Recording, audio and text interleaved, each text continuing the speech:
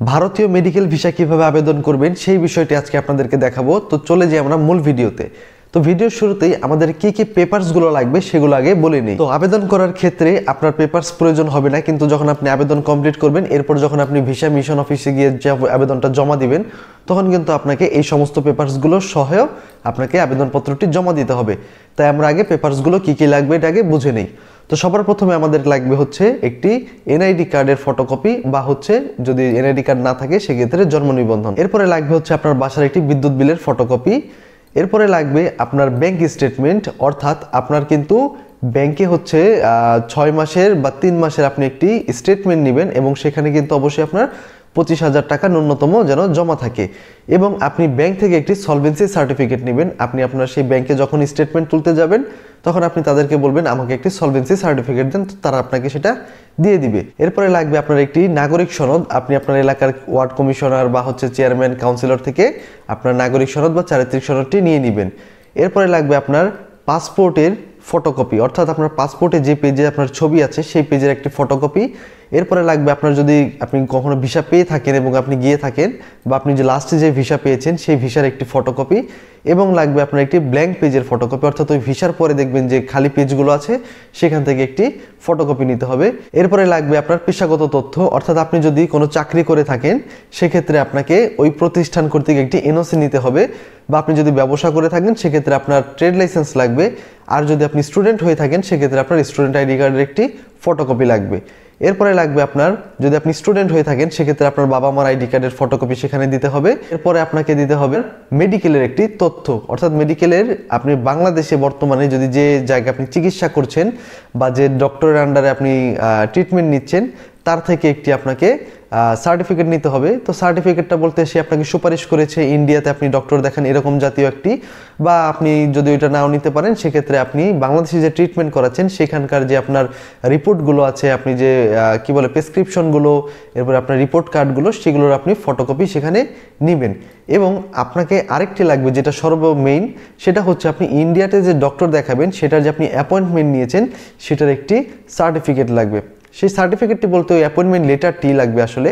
তো আপনি যদি আপনার ইন্ডিয়ার কোনো লোক থাকে, তার দ্বারা আপনি যদি ইন্ডিয়ার কোনো মেডিকেলে অ্যাপয়েন্টমেন্ট নিয়ে থাকেন যে আপনি অমুক তারিখে আপনি এখানে ডক্টর দেখা হতে আসবেন, আপনার নামে একটি অ্যাপয়েন্টমেন্ট নেওয়া হয়েছে, সেক্ষেত্রে ওই ব্যক্তি আপনাকে মেল করে দিলেই হবে যে তার অ্যাপয়েন্টমেন্ট লেটারটি যে আপনি ওখানে নিয়েছেন। অথবা আপনি যদি কোনো লোক দ্বারা না করে থাকেন, আপনি ইন্ডিয়ার যে হসপিটালে অ্যাপয়েন্টমেন্ট নেবেন সেখানকার বিভিন্ন ওয়েবসাইট আছে ওই হসপিটালের, তো হসপিটাল ওয়েবসাইটে আপনারা যদি আপনারা যোগাযোগ করেন সেক্ষেত্রে কিন্তু আপনি সেখানের মাধ্যমে একটি অ্যাপয়েন্টমেন্ট নিতে পারবেন। তো তারাও আপনাকে কিন্তু অ্যাপয়েন্টমেন্টের একটি কপি আপনাকে দিয়ে দিবে। তো এইভাবে আপনার দুইটা কাগজ জোগাড় করতে হবে, একটা হচ্ছে ইন্ডিয়ান অ্যাপয়েন্টমেন্ট এবং একটি হচ্ছে বাংলাদেশ থেকে যে আপনি চিকিৎসা করাচ্ছেন সেটি। এরপর আমরা যে পেপারসগুলো প্রথমে আলোচনা করেছিলাম কি কি পেপারস আমাদের লাগবে সেগুলো সব আমরা সাজাবো। প্রথমে অ্যাপ্লিকেশনটি দিব, এর নিচে আমরা ভোটার আইডি কার্ডটি দিব, এর নিচে আমরা দিব হচ্ছে আমাদের বাসার বিদ্যুৎ বিলের ফটোকপি, এরপরে দিব আমরা আমাদের ব্যাংক স্টেটমেন্টের অরিজিনাল কপি। এখানে কিন্তু ফটোকপি ব্যবহার করা যাবে না, সকল পেপারসই ফটোকপি দিতে হবে, কিন্তু শুধুমাত্র ব্যাংক স্টেটমেন্টটাই কিন্তু অরিজিনাল লাগবে।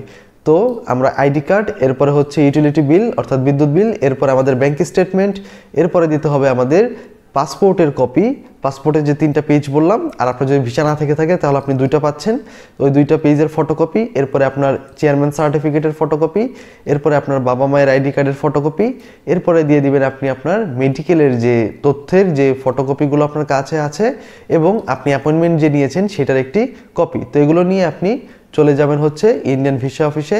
আপনি যদি ঢাকার হয়ে থাকেন সেক্ষেত্রে তো আপনারা জানেন যমুনা ফিউচার পার্কে হচ্ছে ওনাদের যে অফিস, তো ওইখানে গিয়ে আপনাকে ওই শিডিউল মোতাবেক আপনাকে চলে যেতে হবে এবং সেখানে গিয়ে আপনি জমা দিয়ে আসবেন।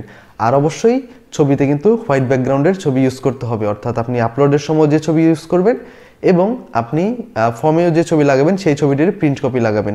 এবং এখানে একটা কথা বলে রাখা ভালো, অ্যাপ্লিকেশন ফর্মে আপনি যে সিগনেচারটি দিবেন সেটি কিন্তু অবশ্যই আপনার পাসপোর্টে যে সিগনেচারটি দিয়েছেন সে অনুযায়ী দিবেন, এবং ইন্ডিয়ান ভিসা আবেদন ফর্মটি কিন্তু সম্পূর্ণ পূরণ করবেন আপনি আপনার ভোটার আইডি কার্ড না, আপনি আপনার পাসপোর্ট অনুযায়ী। অনেক সময় আমাদের ভোটার আইডি কার্ড এবং পাসপোর্টের মধ্যে কিন্তু কোনো তথ্যের অমিল থাকে, যেমন জন্ম নিবন্ধন বা নামের বানানে কিছু একটা।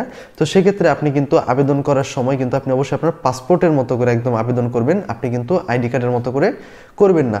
তো টোটাল ছিল এই বিষয়টি, আশা করি আপনারা বুঝতে পেরেছেন এবং এইভাবে আপনারা ভিসা আবেদন করে ফেলুন।